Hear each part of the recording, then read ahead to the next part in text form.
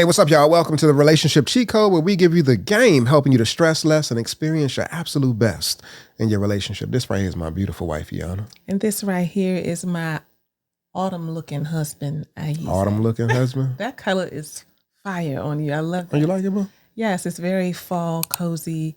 Okay. And it makes you just really look like my little teddy bear. Really, boo? Yeah. That's how you say. I don't know if I said his name. That's my boo. Hey, what's up, y'all? We got a nice topic that we're going to get into today. And some of y'all may be finding yourselves in this space in your relationship where you're having extreme challenges around connecting in with your boo. And so the question is really, what do you do when you're trying to connect in with an emotionally unavailable partner? You know, when you feel like you're just running up against a brick wall, you're extending yourself, you're reaching out, you're trying to connect, and there's limited engagement. Yeah. Sometimes there's no engagement. So what do you do in situations like that where it's just, you know, a major issue in a relationship where you can't get to the intimacy, the conversations, the connection, the touching, and just really the knowing of your partner that you really want to experience on a deeper level? Yeah. Well, let me just say this. The impact is significant because when that thing stacks up after a while, you know, it just gets real lonely. Yeah. You know what I mean? And I don't think that people always understand the impact. But the thing that I think is going to be important for us first, y'all, is to understand what emotional unavailability is. And if my energy is a little low today, I'm a little under the weather. Do I sound like low energy a little bit? Now you do, but at first you didn't. Okay, I didn't. All right. Well, I'm a little under the weather, so hopefully I stay perky. But emotional unavailability is really, well, first let me say a little bit about where it comes from. A lot of times it can come from trauma that, you know, somebody has experienced in childhood or early on. It can come from not having seen emotional vulnerability or like emotional awareness or talking about our feelings practiced in their rearing or upbringing, unhealed wounds, right? People just generally who are emotionally unavailable, they tend to be guarded. And if you have happened to attract that kind of partner, you probably are like, you know, let me know what your feelings are. And you're talking about your feelings and you're all in touch because divine compliments oftentimes are opposite in that way. Not all the time, but oftentimes. And so the thing that I think that most people, I don't know if it's most people, but a lot of people tend to misinterpret emotional unavailability for is just like indifference. Like you don't care.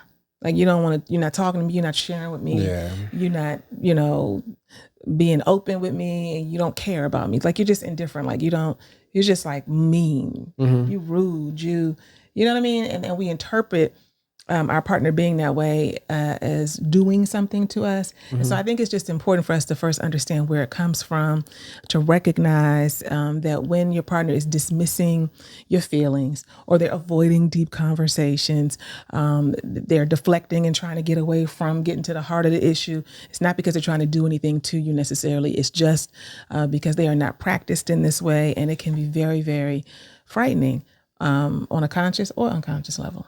Yeah, I mean, that's facts right there. One of the things that I'm doing with, right now, I'm working with a cohort of men to help them become better men, husbands, and fathers. And one of the things that I'm having them do on a daily basis is to identify at least 2 emotion words and put them in a sentence every single day. And so we're running through the alphabet, and I'm having them identify different emotion words for each letter of the alphabet. It's really, the purpose is really to expand your emotional vocabulary. And so I do think that a part of one of the reasons why people have challenges around emotional availability is because they have difficulty identifying the emotions.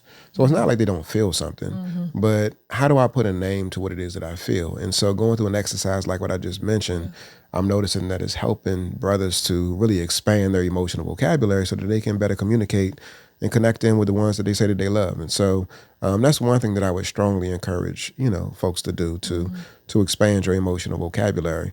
But when I think about this whole emotional availability piece, I mentioned a moment ago that people sometimes have things stirring up inside of them. And you know, if you don't have a name to be able to put to the emotion, then it's hard to convey what it is that you feel. I feel something, but I don't know what this thing is that I feel. And so So, and then sometimes it ends up being expressed in a way that's counterproductive. And so the emotions are coming out. So, for instance, it may be anger, it may be rage, it may even be sadness, Right. but it's not necessarily optimally what you really want to convey. And also, sometimes people think that they're sharing what they feel, but they're really just sharing what they think. So everybody needs to kind of get a sense of, do I really share what I feel or do I share what I think? And, when we're working with people, we'll say, you just told me what you thought, but I asked you, how do you feel? And if you just start doing that with yourself, you'll get a sense of, dang, like, I guess I do be talking a lot about what I think. But I don't necessarily share what I feel. Yeah. And so sometimes people don't even see themselves and you don't even know that you got some emotional unavailability going on because you might share a lot, but it don't be your feelings. Or like I usually say, to be the ones that a lot of times are easier for people to access, which is like, I'm mad, I'm angry, that kind of thing. Yeah. So in order for you to cut through Yes. and create a connection in a relationship, it's important that you create a safe space for vulnerability to be present. When you do that, then it opens up the doorway for whomever the person who is emotionally unavailable to recognize that, oh, this space, this place is non-threatening. And so I'm more likely to be more vulnerable in non-threatening spaces. And again, it's not as though I don't have emotions that are going on inside of me, but the emotional availability or lack thereof is basically me withholding in some instances what it is that I'm feeling. And so when I feel as though it's safe, then I'm more inclined to share. And so creating the safety for me to be able to experience so that I'm more willing to be more vulnerable enables me to access my emotions and express them to you. Absolutely. And y'all, this one right here is so important because this means you have to not be critical. You can't be criticizing your partner because they're not sharing. You got to figure out how to tell them how it's impacting you or how it's making you feel in a way that doesn't make them feel bad or like they're doing something wrong. And you might be saying, but they are doing something wrong. They're just being and they're having an impact on you. They're just doing and they're having an impact on you. And so the more that we can take this piece I'm highlighting right now and transfer this to all areas of our relationship, stop making it about you. Stop personalizing it. Stop making it like somebody's doing something to you. Stop taking it so personally. The better your relationship will be in general. But you have to really cultivate trust over time. And you can't do that with criticizing or coming for them because they're going to be less likely to share. So that's got to be key. And if that is hard for you, then you already know that you think it's just your partner not sharing. You are not cultivating the safe space or putting forth the energy that's needed in your relationship. So that piece is really important. The other thing, Boo, is timing. Timing is really key. Yeah. And I have talked about this in various ways because my husband has I had to put told my me- wife in check. My wife was overstepping and Wait trying a to minute. interfere with things that I'm trying to do, watching games, and she wants to have a conversation and try to have these deep philosophical discussions when it ain't the right time. The right thing at the wrong time makes it the wrong thing, y'all. And so trying to have a deep conversation when we about to get busy is just not. Well, I think that for I mean, it can let me just say, increase and I think enhance it's the experience in one personally respect, can but make the intimacy Yeah. even more explosive. But Yeah. he like, no, he wasn't feeling that. But I have had to learn, right? And I had to not personalize that when I would bring things to my husband that were like legitimate, like things that they were things, emotional things that I wanted to share, that I wanted to hear from him or whatever. And he was just not open or just be giving me these little short answers and that kind of thing, that I really had to pay attention to the timing piece. And you can choose to get in your feelings and be like, wait a minute, so you trying to tell me a basketball game is more important than what I need to share? That's not the point. At any given time, we all have to be flexible, use discernment, and be attuned to the environment, because sometimes we do need to disrupt whatever is going on to make sure that we're there for our partner.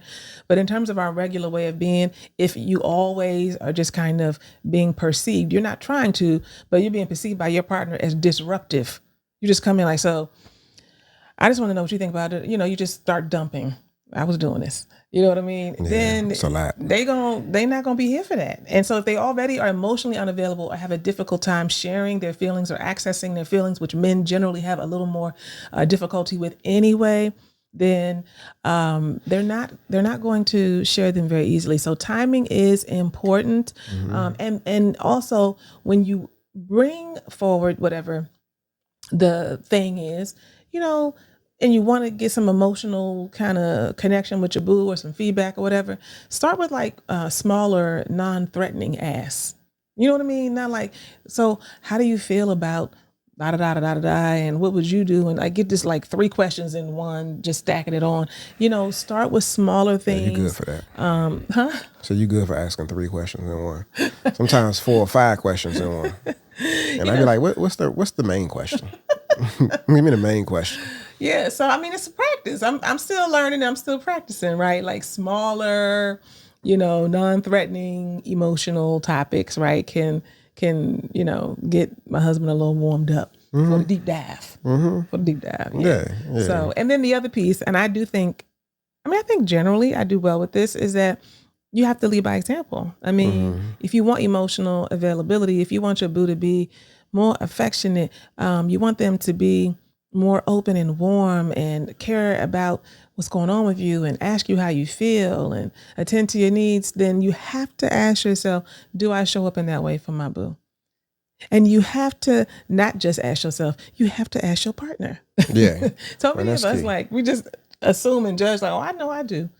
You might intend to, and you might think that you are, but are you doing it in a way where your partner can feel it? So you want to make sure you're doing that. You can't ask for something. Well, you can, but you won't be as successful asking for something that you don't provide, and that you don't give. It's ridiculous. I'm sorry, I got to go on a little small teeny tangent. And for everybody at the sound of my voice who says, well, I used to do that. I used to open up. I used to share. I used to do this. I used to do that. I used to do all of these things, but I don't do it anymore because he don't do it, because she doesn't do it, because I'm waiting for him to turn it around.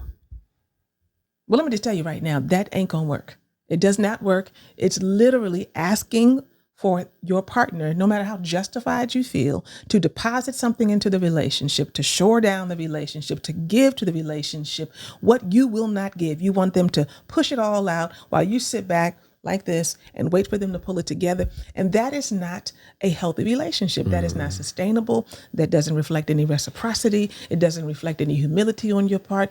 And most of the time, we cannot see ourselves and we think that we have done so much. You ain't even done that much anyway.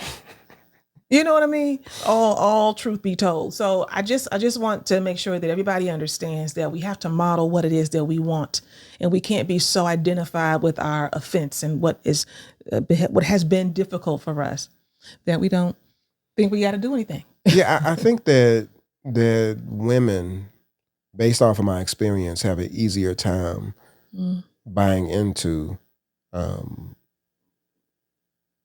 buying into the idea of modeling what it is that you want. So leading by example. I think that dudes sometimes, like if they see that woman expressing themselves and being more emotionally available, it doesn't automatically equate to I, as a man, am now going to be emotionally available too. It's not a clear transference of emotional availability just because I see you do it. Now, for when women see men become more emotionally available, I think that it's easier for them to access that space. And so it does feel like you're showing me and you're modeling for me. And so I'm more inclined to lean into that as well. Now, I will say that, so while leading by example is, one thing, learning by example is something else. And so for men specifically, I do think that when you see other men model vulnerability, so outside of the context of your relationship, and when they model vulnerability and emotional availability, they're absorbing that and they're learning from that, which then enables them to show up in a way in their relationship. So it may not come directly from the woman. It may be based off of seeing other men do it, which then gives them permission to access that emotional availability. So I don't think you're saying this, but are you essentially saying that when women are being vulnerable, softening up, showing, whatever is needed, that doesn't really impact the man? It's not real. I mean, we're not talking in absolutes ever. Okay. But that's not really doing much for the man to soften the ground between them and to No, make it definitely him softens be the vulnerable. ground, but we're different. And so, being as though we're different, I'm not going to be like you in terms of emotional expression or even emotional availability. And so, what I need to be able to see is other men modeling that for So me, you can see what it looks like. so I can see what it looks like. Yeah. And so I can resonate and vibe with you when you do it, and I can feel you when you do it. But then when it comes to me expressing it myself, what does it look like for a man to do that when we've been conditioned to not really access that space and then express the sensitivity when it comes to emotions? That's good. That's really helpful for me. Hey, what's up, y'all? So we know you're enjoying the episode, but check this out, y'all. We're not just any old random couple that's coming on YouTube every week just giving relationship suggestions and stuff like that. We're way more than that, y'all. We're trained therapists and relationship coaches. This right here is my beautiful, incredible, sensational wife, Iana. And this right here is my dapper, debonair husband, Ayize. So y'all, we just want you to know that there is more. We don't want you to just be a spectator. We want you to get in here with us and join our community. We have all kind of folks who are doing their personal work, their relationship work. We have sister circles and men's lounges and trainings, and we address all kinds of things from infidelity to disconnection to communication issues and sex and intimacy issues. Look, the solution is at blandcore.com. Come and join us. That's really helpful for me. Why you say it like that? I was actually thinking about men in the past, like within the context of the work that we've done to help couples. Sometimes when we're like coaching them through processes, the couple, sometimes the men's response or lack of response or their facial expression or whatever is so friggin' weird. Or Weird? it seems inappropriate almost. Like, is you with us, bro? Like, do you feel what's going on right now? Like, why are you still looking like that? Or why haven't you leaned in? Or why do you have a smile? Like, soften your smile so that you can show the level of seriousness. Like, I just be like quiet, like,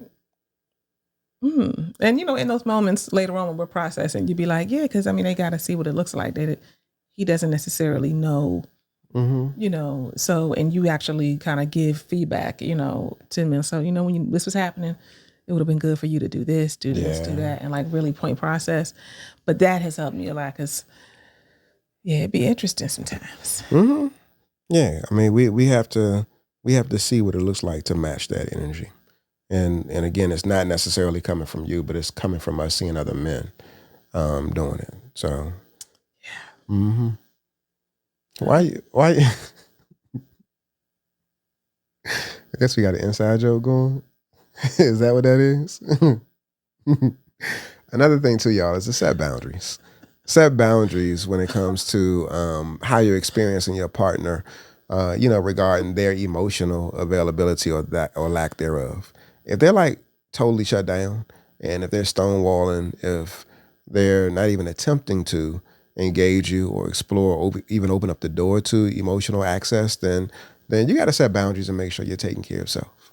Protecting you, protect your peace, because it can be overwhelming, exhausting, and just flat out frustrating to constantly be trying to engage, but then constantly be being rejected as well. It's not a good feel. And so I know a lot of men express that when it comes to intimacy, but when it comes to emotional attunement and connection, women lift this piece up that I'm trying to engage with you, I'm trying to connect in with you, but you're not here. You're not giving me anything. It's almost as if like I'm in a relationship with a robot. Like there's emptiness inside of there, but I know that there's so much more. Yeah. But you need to give it to me. You need to share, and I'm not getting that. So here's another tip, especially for sisters, but this is again for anybody who is dealing with an emotionally unavailable partner or they have some difficulty with that. Ask open-ended questions and give them some space. Give them time and space and give them like a heads up. So, for example, I don't know, say you want their feedback on something that has happened, or you know, sometimes I'll be talking to Ayize sidebar, and I'll be like, okay, man. He'd be like, he'd say, or he'd be like, or okay. I'm thinking, yes, all you got to say, you know what I'm saying? Like, never ever would I be sitting talking to a sister friend, right? And I would say all that I said, and she'd be like, Like never, you know what I mean? So, every now and then I'll be like, oh, babe, like, so I want to hear what your thoughts are about that. Like a little later on or tonight, let's circle back. And he'd be like, oh, okay. And I see him sometimes looking like, oh, okay. Like, let me actually think about what I think about it. Yeah. You know what I mean? Or what my feelings Because I'm not are thinking that you're asking me to about think it. about it. And I'm not thinking that you're asking me to get in touch with my feelings around it. I'm really just thinking that you're trying to share. Right. And that you don't want And that my it's perspective. not even or something that's, yeah. yeah. Mhm. So to my point, y'all, ask open-ended questions. Like, I want to know what your feelings are about that. Or can you share what your feelings are about Lottie Dottie a little later on? So you've given them a heads up. You've given them some space by saying later on, can we talk about it? And you're real cool and easy. Not like, I want us to have a discussion to talk about your feelings because I think this is really important, and all that. So I think doing that, being open-ended in your questions, giving them time and space to actually get in touch with their feelings, and giving them time to think is helpful too. Mm-hmm. Yeah, that's good. That's good. When I think about the whole open-ended questions piece, what we're speaking about specifically is like, don't ask questions that end in a yes or a no. And so if they lead to a yes or a no or something that's definitive, like, where did you go to get something to eat from? And they share with you, I went to McDonald's or whatever the place may be. That right there is an open-ended, that's a closed question, but an open-ended question might be, something around like, what was your experience like when you did this? And so again, it opens up the door to an answer beyond a one-word answer. And so yeah, you want to make sure you're inclusive of that when you're communicating with your partner. You also want to make sure you're, recognizing the limits too. Some people have capacity issues when it comes to vulnerability, access, and emotional access. And so if there are certain limits, Capacity issues. you mentioned this early on that based off of what their experiences were when they were growing up, they may only be able to go but so deep. And or be so willing to go but so deep. Yeah, be willing to go, but so deep. And so you can actually turn him or her off if you continue to push the envelope and don't respect the fact that there's a threshold. And when you recognize that there's a threshold, or if you try to overwhelm him or her by having too intense conversations within a limited time span, then it just becomes overwhelming. And what happens is that, like, I don't want to talk to you ever again in life. I'm just not trying to go there no more. Right. And so I would rather you, if you want to be productive and possibly lead to a place where there is effective communication, just make sure you know who he is or who she is, and what her threshold is. And so again, don't overwhelm me with a whole bunch of words, and let's not have a conversation for several hours. And also when it comes to the request, you mentioned being clear in the expectations and asking open-ended questions, but like, don't laden me with a whole bunch of questions that I got to answer as well. So we're talking about for somebody who's emotionally unavailable, like, you got to slow walk that thing. Yeah. You can't just jump into the deep end. Like, you start off in the baby pool to engage them. And then another piece, this is a recommendation, you can actually engage them around areas that they're interested in. And so if you want to see what emotional availability, if you want to see what emotional availability looks like for the person who's emotionally unavailable, you want to laugh? Why you didn't have to look over here and say nothing? You want to see what it looks like, connect in with them around something that they're excited about. So whether it be, cars, or whether it be, sports, stocks, whatever their area of interest is, fishing, something piques their curiosity and leads them to a place of excitement. Those are emotions as well too. So joy, happiness, peace. These are things that they're feeling and that they may possibly encounter when they're doing some of the things that they really enjoy. And so if you want to see more emotion out of them, then touch base with them around those areas, because that can be a doorway to having deeper conversations after they first express the emotions around the things that they like doing. Yeah, yeah. And I think finally, one of the things that people probably don't hear us talk about as much, but it's not any less important, is knowing when it's time to walk away. And the reason that we don't perhaps talk about that as much in general in the work that we do is because we're in the business of helping people to save their marriages, to build their relationships, to develop the internal fortitude to stop tapping out and do the work so that you can actually have what you desire. But there is a time for certain people, for certain couples, that has come and has gone. Meaning, it's been time for you to walk away. Some of you listening right now, your needs, your emotional needs specifically, have not been met for a very long time. For a very long time. And it is a perpetual, persistent, and pervasive dynamic. And your partner has not shown any interest. You've done various things to get support, to try to share with them where you are, what you want, what you need, seeking to know what they need. You ain't walked a straight line and been perfect, but you have shown up, and they have consistently showed you that they are going to stay right where they are for whatever the reason. And so it is not healthy and it is not sustainable to stay in an emotionally disconnected relationship. It is just not. And so at some point, you do have to recognize that while everybody's in different places and spaces, that there should be some growth, some progress, some awareness, some connection and movement that's happening over time. And you're feeling as though we're growing together, even if sometimes I feel like I'm all the way up here and he all the way over there, or vice versa. There should be something that you're able to look to emotionally. I ain't talking about I'm able to look to that we can pay all our bills and that we live in a nice neighborhood and that, we volunteer together, even though we say we volunteer together, but he'd be over there and I'd be over here. I'm not saying all of the trappings of what good marriage, good relationship looks like. People look to us. On the inside if you're emotionally connected. If the vulnerability is there. If it's been getting better over time or if it's been getting worse or if it's been staying the same. So know when it's time to walk away. And when in doubt, go on and figure it out and get some professional help. Yes, indeed. You can always reach out to us. We're here to support you with our programs and our services. At the end of the day, nobody, as my husband says, can do your push-ups for you. Nope. You got to do it yourself. Got to do it yourself. So y'all, this has been another episode of Relationship Cheat Code. We hope that this has been of help to you. Be easy, be peaceful, be intentional, and we see you next time.